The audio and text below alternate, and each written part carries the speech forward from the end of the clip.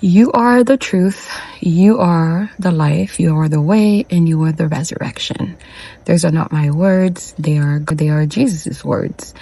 Now, when he said that, you probably thought, or you've always been taught, that he was referring to himself.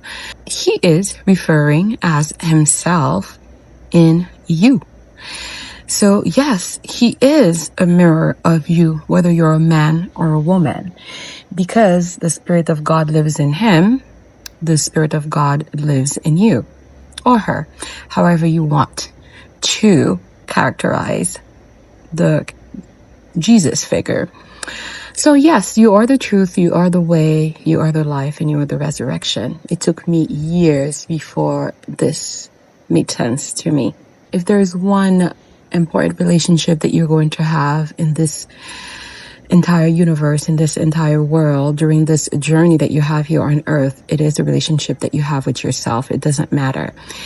And you have this relationship with yourself, and it is a relationship that you also have with God. The more you love yourself, the more you love God or Jesus, whichever one works for you.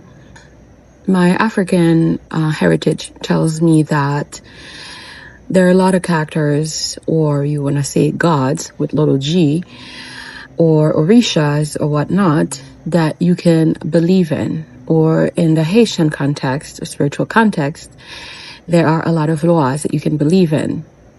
In a Christian context, they are angels or guardian angels, whichever way you want to build that relationship. Now, what you have to understand is that they are, just as the elements are available to us, they are available to us to come to our aid when we need them. Some of them, they open up the ways or the roads for us. Some of them, they take our requests further to God, that higher self, which of course resides in higher dimensions. And the lower our vibrations or our thought forms or this relationship that we have with ourselves, the lower it is, then the denser that relationship becomes. This is why we're here on the physical plane. So we're finding ourselves, fighting with temptations every day, because in this lower dimension, the relationships that they teach us is to have with everything that is outside of ourselves, forgetting that it is not about the outside, it is about internally, and internally meaning the spirit self, the Lord, the Savior. All of that is referring to the higher self, to the spirit self, or to the soul, if you wish. They have given many definitions to the word soul, to the word spirit. Some people believe that they are separate. Some people believe that they could be the same thing, right? And some characterize spirit as something that comes outside and can penetrate the body. Although that is possible, and there are entities that are lurking everywhere, but it's all through your consciousness. So when I say you are the truth, you are the life, you are the way, you are the resurrection, your consciousness is, and you can understand consciousness as God as well. It is that light bulb, it is that awareness that makes you understand or know that you are here present in this moment, living, breathing, interacting, seeing nature, seeing colors, experiencing this life on the lower dimension, right? So your consciousness is the truth. Your consciousness is the way. Your consciousness is the life. Your consciousness is the resurrection of everything that you have happening in this physical realm. A better relationship that you can form with the I, or the I am, is, of course, resides in higher dimensional planes, and they all have their definitions. I'm not going to go into that, but we can continue. And what I want you to understand is that a mirror probably will explain to you, or not explain, actually, would help you understand this relationship that which I'm talking about. Because you're looking at yourself. As you look at yourself, you question your existence, right? Why are you here? Why do you look the way you look? Why do you have this color? Why you have this type of hair? Your eyes and everything, right? So you're asking, in whose image am I made? And they tell you in the Bible that God says that he made man in his image or in their image, right? So we don't know. Are there other gods? Or is he referring to spirits? Is he referring to what, for instance, in our African or Afro-Caribbean traditions that we refer to as gods, little g, right? Those characters like Ogun or Oshun or Ogu again, in Haitian spirituality, or Ezuli and so on, right?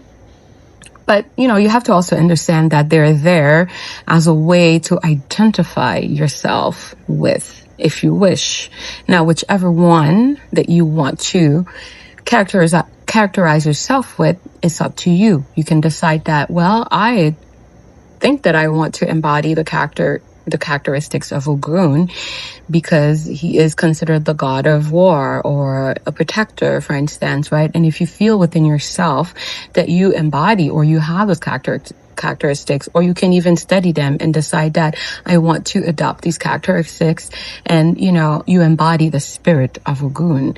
So it's not an actual god, like I want to say it's not an actual physical, entity, but rather a spirit, just like the spirit of joy. I want to have the spirit of joy, right? And people will say the spirit of Christmas, because the spirit of Christmas is like gifts, family, food, dinners, and so on, right? Exchanging of gifts, right?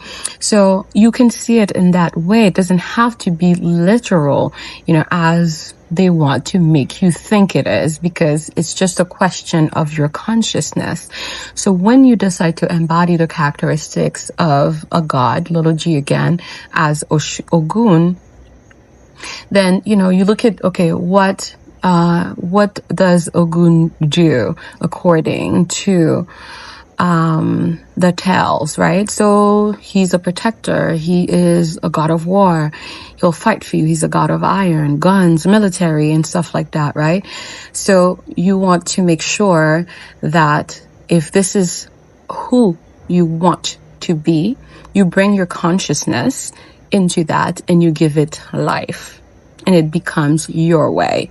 So this is what I mean by you are the way, you are the truth, you are the life, you are the resurrection. So whatever you bring your consciousness into, your awareness into, it's like bringing the energy of God or the presence of God into that. So now here's what I'll tell you, and I think I've shared this before here, right? Anything that over the years have gotten a lot of power didn't gain the power because it descended the heavens with the power, per se. It's because we, as the God representation of the higher God here on earth, we have given this thing energy, our consciousness, our energy, our awareness, our attention, our love, our hate, however the emotions or the vibrations or the frequency that we decide to transfer to that thing. You have to think of yourself as a generator, constantly emitting energy, whether you're thinking, whether you're looking at something, whether your heart is feeling a certain way, you are giving life to that thing. The way you take care of a flower will determine the way the flower blooms. Science has proven it. So if you're giving it hate energy, it'll have the hate energy. It will demonstrate that hate. If you give it love, it will embody that love energy. It will bloom that way. So it has been demonstrated throughout science. It is not magical. It is magical because it is not clearly understood by the majority or the mass, right? But for those who understand, that's why there are cultures that understand this very well, and they decide whichever route works for them. They give it that energy and it becomes their egregore. It becomes their powerhouse, if you will, right? So you have to understand that whatever you bring your consciousness to, it is what, I mean, it's like you give it life. It is God power. If you bring your consciousness into lack of money, you will continuously create that. This is how powerful you are. This is how powerful we are. This is what makes us God, not the higher God. but God within this physical dimension. Because who else have dominion over this physical dimension if it were not us? It is us. It is you. You have dominion. It's been given to you by God, right? That you have dominion here over the seas, the fish that passes through the seas, right? The beast of the wild. It says it in Psalm 8, I'm sorry. So you make it whatever you want, but understand this. You are the power behind everything that happens around you. A plant is powerful, has its medicinal properties because over the years you have given it so. And this is what we're understanding now. Even science is also understanding that. Has there been information that were transferred? Yes, science, again, not able to understand what the ancient cultures were talking about. They said, well, they must have been aliens, who built the pyramids.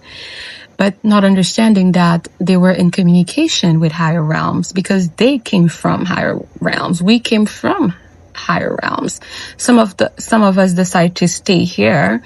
We even decide to reincarnate into this dimension. Some of us, we ascend, to higher dimensions because we're like, my purpose is done here. Now I'm ready to go back to where I came from.